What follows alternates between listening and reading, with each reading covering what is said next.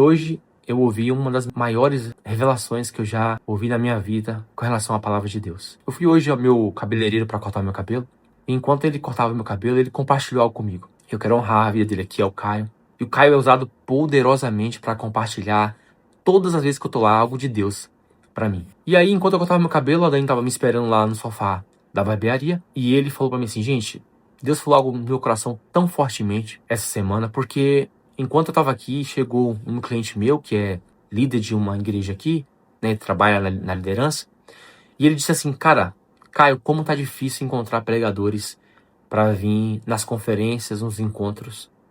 Porque todos que a gente convida querem que a gente pague um certo valor para eles. Ninguém mais quer vir e receber uma oferta. Todos estipulam valores. E aí ele diz assim, que enquanto esse rapaz ia compartilhando dessa frustração, vamos dizer assim, Deus começou a ministrar no coração dele na hora. E ele disse assim: há muitos do meu reino que são funcionários. Porque lembra, filho, da história do filho pródigo? Que quando ele teve fome, ele disse: olha, até mesmo os funcionários do meu pai comem comida melhor do que essa. E aí Deus começou a ministrar assim a muitos que acham que estão me servindo, que estão sendo usados poderosamente por conta da sua intimidade comigo, da unção que carregam, mas não passam de funcionários, que eu apenas pago pelo seu serviço para o reino. Porque eles exigem salários. Porque o funcionário, ele trabalha a favor da empresa, sim, mas o foco dele é o salário que ele vai receber. Eu já fui CLT, gente. Ainda que eu gostava do meu trabalho, eu sabia que aquilo ia gerar para mim renda. Porque ninguém trabalha de graça. Não vamos ser hipócritas. A gente que já trabalhou como CLT ou como alguns aqui ainda trabalha, a gente está trabalhando que a gente vai receber um salário. A gente precisa desse dinheiro. E tá tudo bem. Só que para o reino de Deus, não é dessa maneira que tem que acontecer. Nós temos que trabalhar para o Senhor sem esperar que Ele pague para nós, que Ele seja como um patrão para nós, que mensalmente vai nos dar um valor fixo. A gente tem que entender que o nosso propósito é gastar nossa vida, é alcançar pessoas confiando que Ele é o Deus provedor que vai suprir as nossas necessidades. Só que tem muitas pessoas que se perdem nisso, que é o que está acontecendo com muitos ministérios aí, que se não receberem o devido valor que eles exigem, não vão mais, não pregam mais, não ministram mais. E aí estão deixando de ser filhos e passam a ser apenas funcionários. E para estes está reservado aquilo que Jesus mesmo falou, que muitos naquele dia dirão para ele: Senhor, mas em teu nome curamos, profetizamos, ministramos a tua palavra. Só que aí Jesus vai falar para eles: apartai-vos de mim porque eu não vos conheço. Quantas empresas aí, quantos patrões aí têm centenas de funcionários a ponto de nem conhecê-los, mas todo mês envia o seu salário. E é por isso que Jesus mesmo disse: apartai-vos de mim porque eu não vos conheço, porque essas pessoas são apenas funcionários do reino. Estão trabalhando para o reino, recebendo seus salários, mas não são conhecidos de Jesus. Porque não buscaram ser conhecidos dele. Porque o foco era o dinheiro. E quantos de nós, em algum momento da nossa vida, já nos encontramos neste lugar?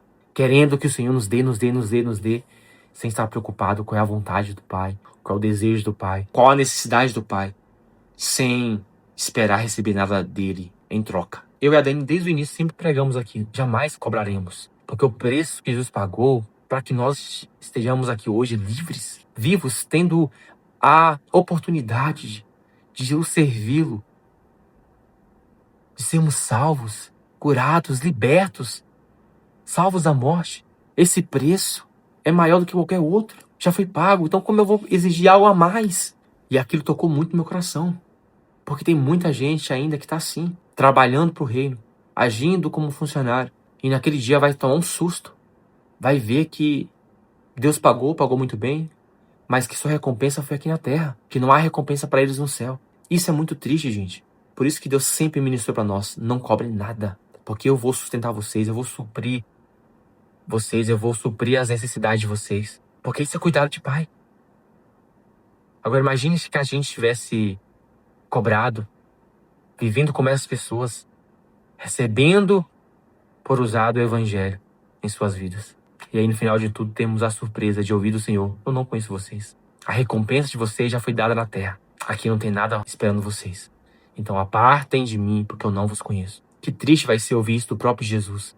E é isso que muitos que nós conhecemos, que hoje pregam maravilhosamente bem, mas não fazem isso se não receberem antes um belo salário, um belo valor que eles cobram para isso.